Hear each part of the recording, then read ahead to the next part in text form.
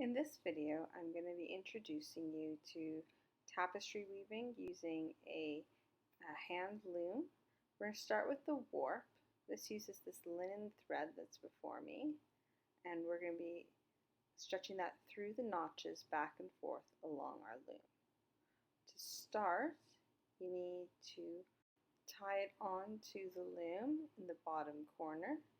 You should make this a secure tie so that you can be able to work in this space without it slipping, so a double knot is definitely recommended.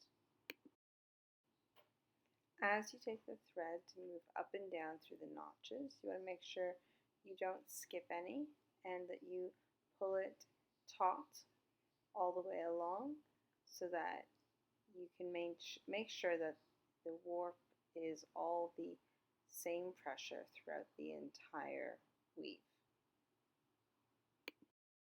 Once you've run the warp back and forth across the entire weave, you want to tie it on to the other corner so that the whole thing is secure.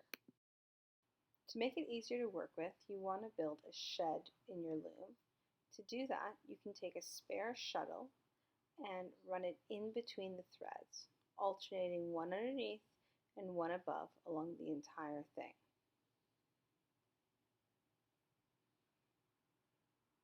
Just watch the tip of the shuttle as it goes through to make sure that you're alternating, and then once you're all the way along, you can twist the shuttle, and that allows the threads to lift up, creating what's referred to as a shed. This can be pushed along to any point along the loom, but you can see that it's every second string that gets lifted up. I had forgotten when I started, but it is incredibly helpful if you use some tape along the edges of your loom to ensure that your thread does not slip as you're working, because that'd be incredibly frustrating if one of the warp threads popped off the loom. So use just a bit of masking tape to hold everything in place on the bottom and top. The first area we need to build is the footer. This is the bottom of our tapestry weaving. To do so, you're going to be creating 12 rows of the same thread you've used for the warp, but running along as the weft. To do that, they're going to alternate back and forth between the threads so that it goes under, over one direction and then over, under the next direction. This is the same technique that we'll be using later on to weave our actual images and patterns into our loom, but you're going to do the same thing here. Taking your thread under one warp thread and up and then over the next one. Just keep following that pattern of under, over, and when you get to the end, go back the other direction.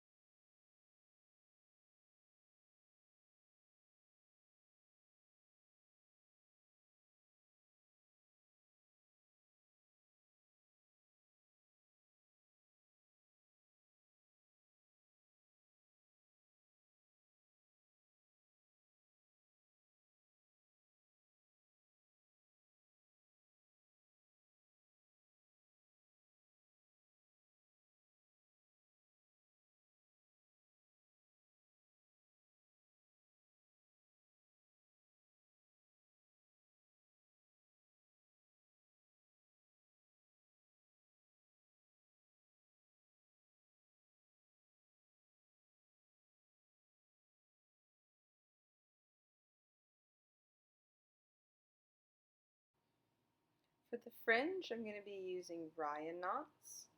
For these knots, I'm going to have length of string all cut to the same length, but doubled over so I can see approximately how long. I'm going to take these pieces of yarn and I'm going to wrap them around very carefully to create my knot. To do so, I'm going to lay the yarn on top of a string, wrap it underneath that one, and pull through. And underneath the one next to it with the other side of the yarn and pull through.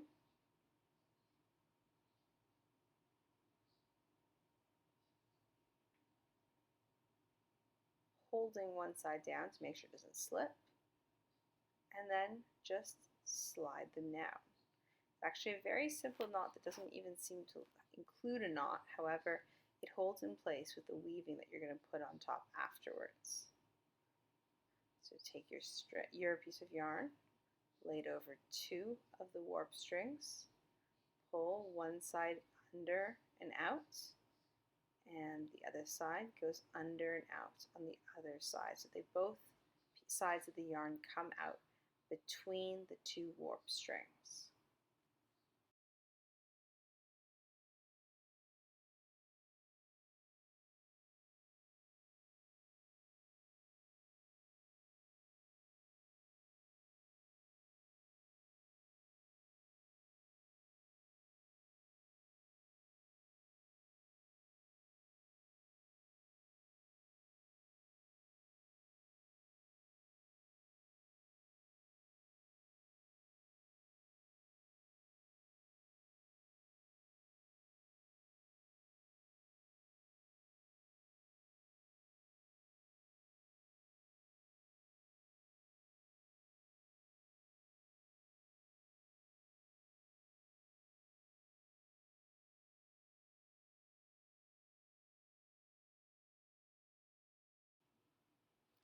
For the weaving, I'm going to jump ahead across my design to show you a close-up of what I do.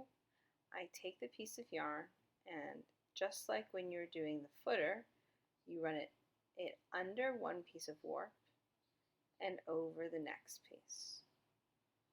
And you keep going under, over, you're able to create a nice simple plain weave.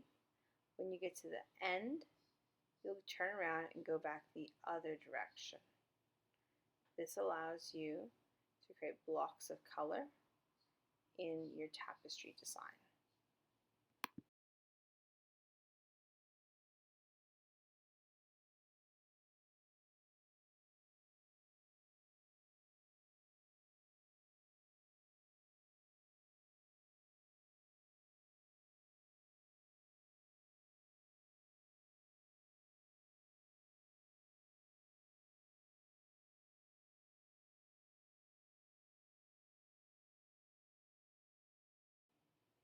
After a few rows of this, you're going to want to take your comb and beat down the weft by pushing it down with a comb, just like combing your hair. And then you can continue weaving. Periodically doing this will help keep your tapestry weave tight. In this section of the tapestry weave, I'm using two different types of yarn on two different sides to create my pattern that I'm going to be doing throughout this tapestry.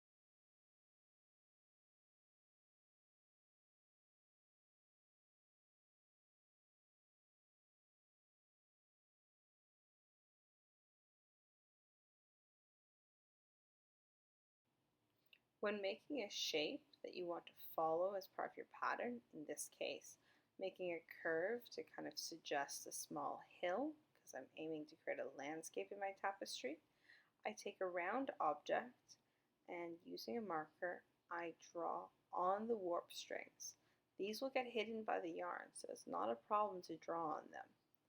But by just drawing them, I give myself a light guideline to follow.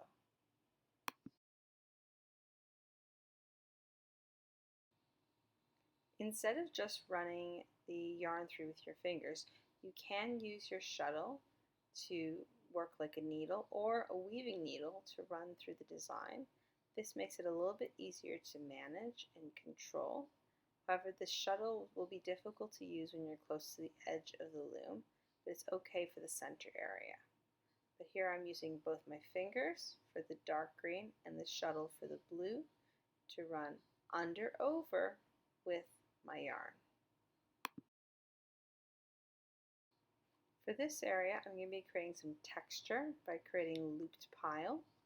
This becomes a little similar to carpet. You can see I've got a pencil already stuck in where I've done it with the thicker yarn to create the effect and texture. I'm going to do the same thing with the thinner green yarn on the other side. This will change the texture because it is a thinner yarn.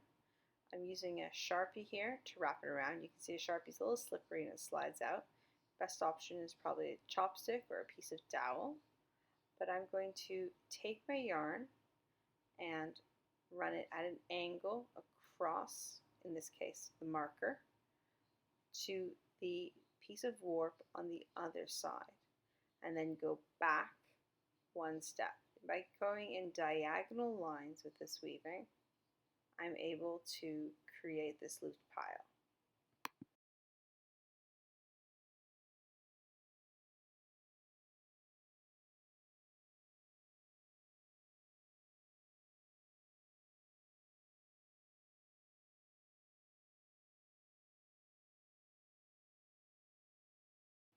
In between each row of looped pile, you need to do 3 rows of plain weaving. This helps create a lock that holds the looped pile in place. So before you start looped pile, you have to have 3 rows in the same piece of yarn, do the looped pile, and then have 3 more rows of the same yarn before you do your subsequent section of looped pile to make areas of texture within your tapestry weaving.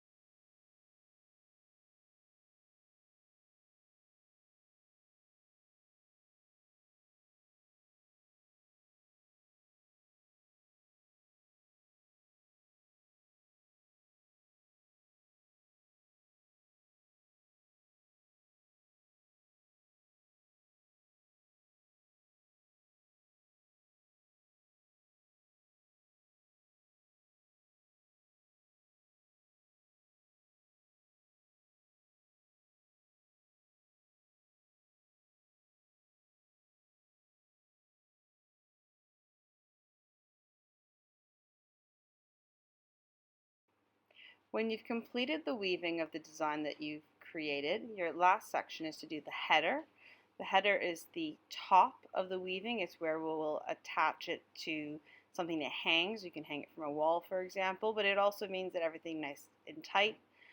In this example, I'm using a weaving needle. You've seen me use a shuttle, you've seen me use my fingers to do the weaving, but you can also use a weaving needle. It gives you a lot of control. Just like the footer that we did at the beginning, ideally you want to have 12 rows of thread going through. I'm using the same thread that I used for the warp, the linen thread from the beginning. It can be a different thread if you want, but ideally it should be something that is a very tight twill, nothing too loose. So a yarn is not ideal. A type of string is better, which is why I'm using the linen thread here. Just like we've been doing all the way through, it's going to be under one string, over the next, under, over, repeat it on, and you'll do that for 12 rows. When you come to the end of the row, you swing back the other direction. This is how you top the weaving and make sure that it's all tight and complete. You can see that I'm moving the needle up and down to get in between the threads, going under, over.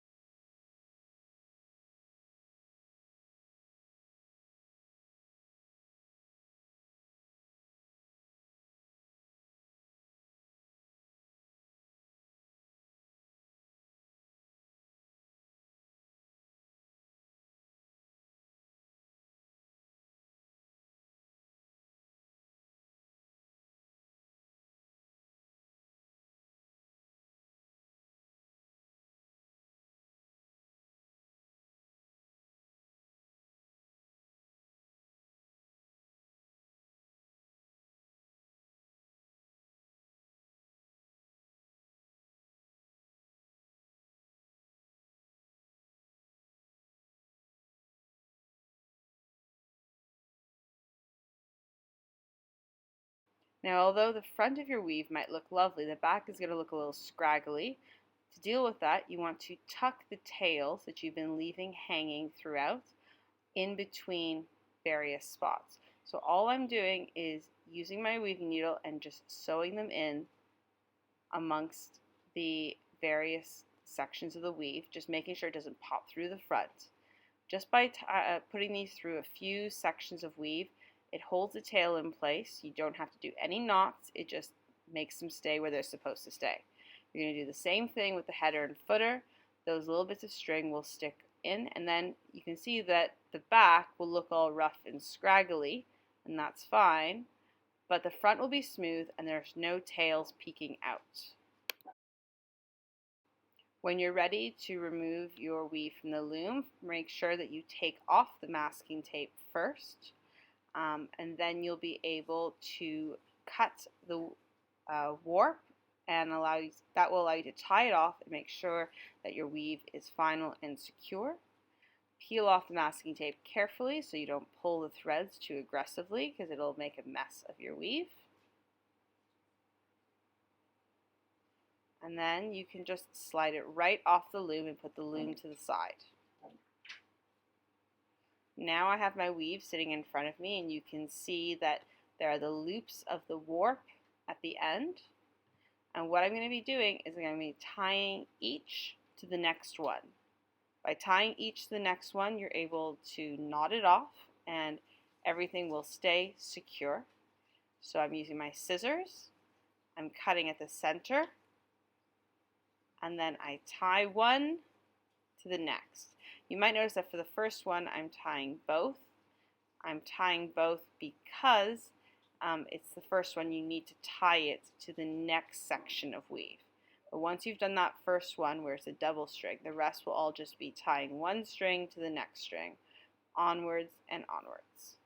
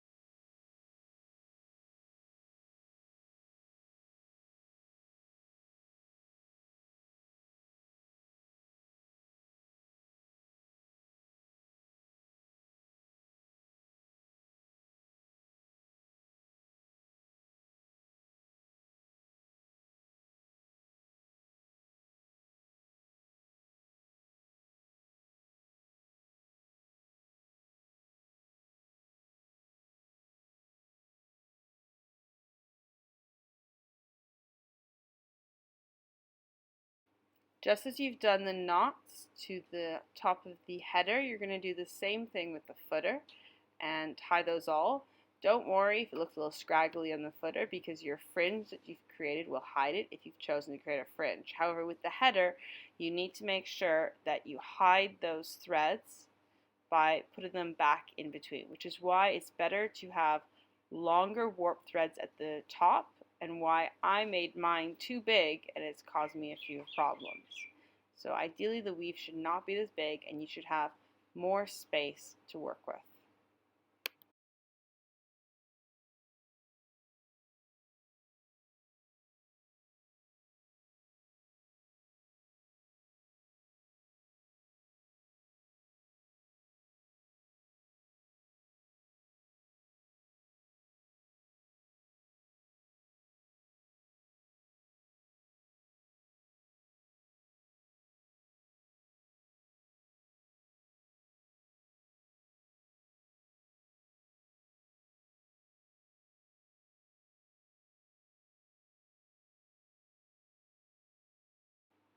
Now that my weave is fully removed from the loom and all the threads are knotted off and everything is neat, I need to deal with making sure that the fringe looks trim and clean the way I want.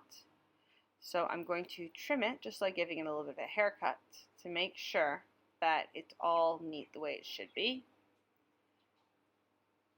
I've put mine up in the air. You might want to work with a partner to hold it up. That way you can see how it hangs. Mine's hanging off a bookshelf, and I'm using a pair of scissors just to trim it as neatly as I can, as much in a straight line as possible.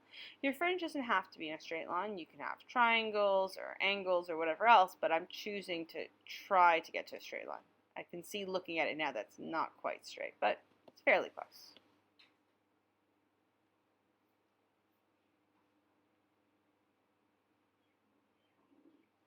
The last thing I'm going to do is I'm going to attach it to a wooden dowel. In fact, actually I'm just using a chopstick because it's the right size and I have one available. I'm going to use the same linen thread and I'm going to sew the chopstick onto the header. So I'm going to start by cutting off about twice the length of the weave to create a piece of thread that's long enough to sew around the chopstick. Thread it through the weaving needle. This can be tricky, obviously, because we're using a thick thread, so you might find that you need to wet the thread between your lips before running it through the weaving needle. Don't pull the tail all the way, leave it a little bit loose, and then you're going to run it through the header and around the chopstick. You will have to knot it off so it doesn't go right through and disappear. So make sure as you go that you push through and knot off the bottom.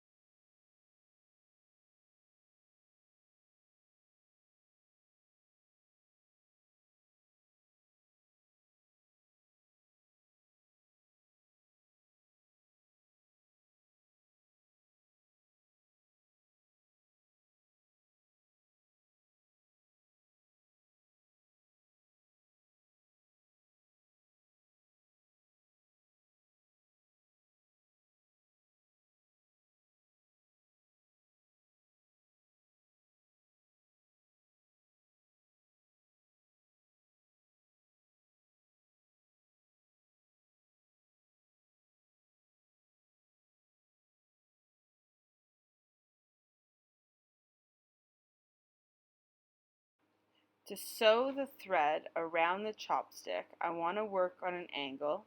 In this case, I'm counting out just about every 3 sections of weaving, which is kind of 3 sections in between each warp thread. So you can see that I kind of count carefully with my needle to make sure I hit 1, 2, 3, and then I go underneath from behind and pull forward. And this is going to give me this nice angled effect of the thread along the top of my tapestry needle. Sorry, tapestry weave. And I'm going to keep going to ensure that the whole thing is nice and even right across.